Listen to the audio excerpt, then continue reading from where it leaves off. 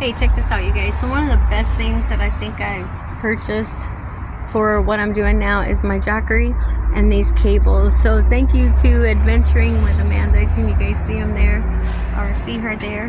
Yeah, thank you, Amanda, because she had talked about getting those and it saved my behind so many times. So I ran my battery down by running the refrigerator and the coffee pot this morning, and just things that pull power from my battery. So that's when it's great to have the house battery, so that when you're using your power, it's not coming off of your main battery. So I'm gonna let this charge for a little bit, and then I'll be able to start it up and get going. So definitely the jumper cables have saved my behind. So if you purchase the Jackery or any type of system like that, make sure you have a way to jump start your rig if you're out by yourself. All right, take care, you guys, and I can't wait to share more stuff